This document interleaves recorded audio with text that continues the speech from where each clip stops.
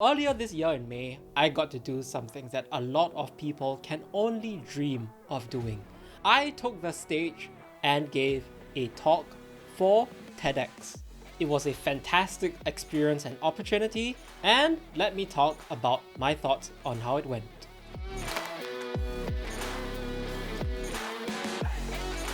Hi everyone, my name is Josh Tseng. Welcome back to my channel where I talk about what it's like to live with blindness, both on camera and on stage, because your boy is a certified TEDx speaker. Yes, I am. But okay, corniness aside, this is actually a really huge opportunity and I'm really thankful that I got the chance to do it again, because actually this is not my first rodeo at TEDx. I did one back in 2018, but it didn't go up on YouTube. But this one did, and so I have proof that I did it. It's right here on the TEDx YouTube channel. And so, today let me talk about what I spoke about on stage and my thoughts on the experience. So the title of my speech was, How Can We Stop Failing People with Disabilities? Okay, a bit of a raunchy title. I was told actually that it was slightly too negative, but I doubled down. I said I wanted this to be the title because it really boils down the issue of what I was talking about and what I wanted to see improve in society. And so I briefly talked about my personal experiences, my story as a person with a vision impairment who lost their eyesight over time and reached a point where I was told by my doctor that I'll have to quit school and potentially my only career option would be one as a massage therapist. And that was a really emotionally impactful experience for me, not in a good way. But despite that, I managed to overcome those challenges and reach where I am today. I graduated from university, I have career options available to me, and this kind of begs the question, right? How was this possible for someone like me? And what are the steps that we can use to replicate the kinds of things that were able to facilitate my success, if you want to call it that? Now, I boiled it down to a framework that we can use that is built on 3 pillars, and those 3 pillars were accessibility, inclusivity, and self-advocacy. And so my point of view is that based on these 3 pillars, we can build a better society for people with disabilities so that society can stop failing people with disabilities. Now, if you want to watch the full sort of talk on the TEDx page, I'll link it in the description below. I'm not going to show clips of it here because I do not believe I can use them. I think. Yeah, I think I might have to license them if I wanted to use them in like a YouTube video, which is probably why you don't see people reacting to their own TED Talks or TEDx Talks. But sort of after summarizing what the talk was about and telling you where you can go to find it, let me, before you go, tell you a little bit about what that experience was like. So there is a difference between TED and TEDx events.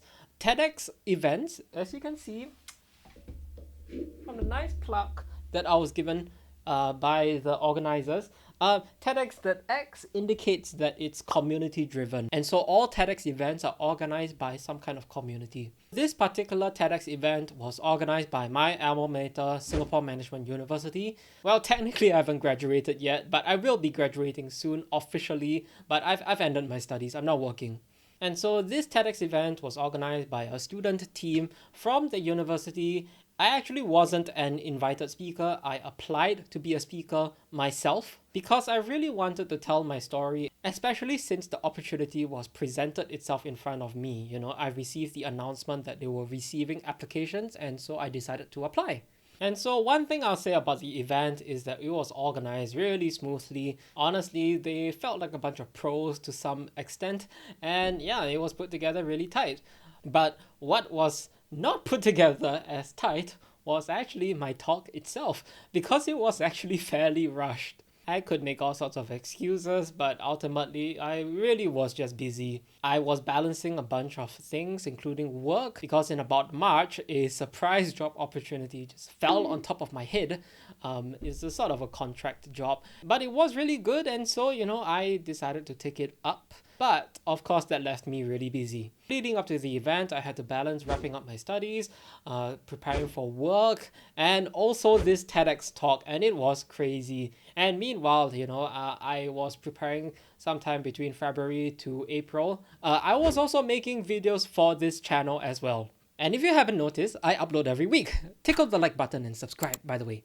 And yeah, so actually my speech was fairly rushed. It was mostly prepared about 3 to 4 weeks before the actual event itself. And yeah, it was incredibly hectic. Luckily for me, I had some help, including my speaker manager. Yes, the TEDx organizing committee provided me a speaker manager, and they also provided a speaker coach. And both of these people gave me some inputs on my speech. So thank you so much to both of them. Seriously, you know who you are. I'm not gonna mention your full names, but Felicia and Tim, you guys were awesome. Thank you so much. After I had written my script, put together my presentation slides, which, by the way, I forgot to mention, my slides were also put together by my wonderful girlfriend, so thank you. I love you too. So yeah, leading up to the event, I was practicing till my voice was hoarse and my palms were sweaty. Mom spaghetti, hey. But yes, my palms were absolutely sweaty. It's so gross. I was nervous, I'm not gonna lie. And I'm not a newbie public speaker. I've done public speaking before. To crowds, up to over 100 at a time. Perhaps even more in the future, but the importance, the gravitas of a TEDx event did get to me. Now, I wasn't overridden with anxiety or anything, I didn't have panic attacks, but it was nerve-wracking. But eventually, the big day came and I took the stage. And I think it went pretty well, if I could say so myself. I met the time limit of under 18 minutes and I didn't make too many mistakes, at least I don't think I did. But there's a few sort of interesting things from the talk that if you actually watch the video, you might pick up on. So the first is that I'm not actually clicking my slides. So again, this is credit to my speaker manager, Felicia. Thank you again. She was the one who used the clicker to forward my slides because on the day of rehearsal, we found out that the clicker did not work very well. And so I could not reliably just press the button and expect that it would forward to the next slide. Of course, this poses a problem because I am blind. That is in fact what I'm on that stage talking about. And so I have no way of knowing or checking my slides to make sure that they have proceeded to the next one. And so Felicia decided to help me out with that. And that freed up my hands to do my classic Italian moves. I actually don't remember how much my hands were moving on that day, but I presume it was a fair amount. Another thing about my talk is that, I don't know, I didn't think it was that funny, but apparently people laughed at my jokes, or what they felt were funny jokes. I don't know, but that felt good. And of course, given the topic nature and the fact that I am a person with a disability going on the stage to tell my story, I got the usual, oh, it's inspirational, I learned so much from your speech, thank you for doing it. And yeah, that also felt good. I'm not gonna lie. Now, will I do TEDx again? Will I? Okay, I'm gonna be honest. I would.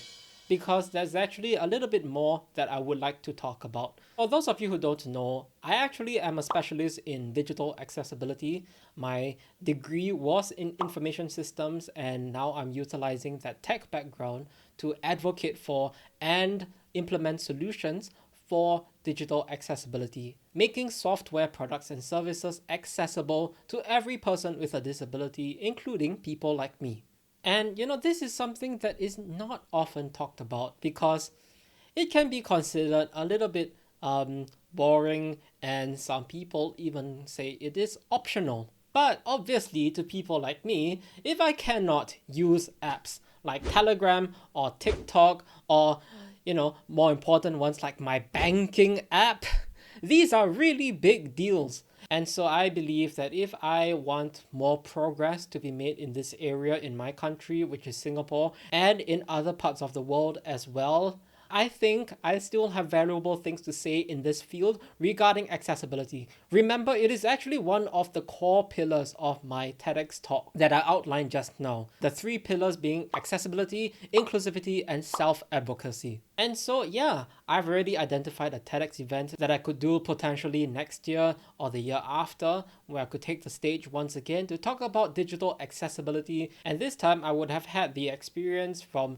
2 prior TEDx events to inform me, and hopefully I wouldn't be as nervous practicing for my speech. So that's about it. That's my thoughts on my TEDx event that I got to do this year. Once again, thank you to everyone who supported me and gave me a platform to tell my story. Now, one thing is, I'm starting small. My YouTube channel is really small, and even the views on the TEDx video aren't really that high, but that's okay.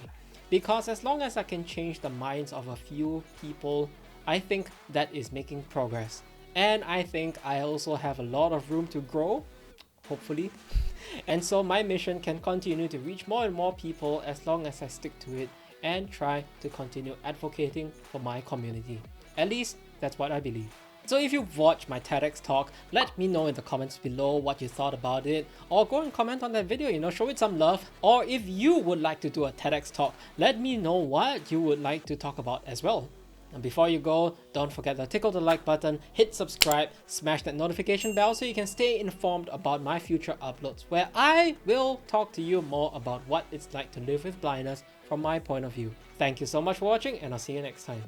Bye! Woohoo! TEDx! Woo!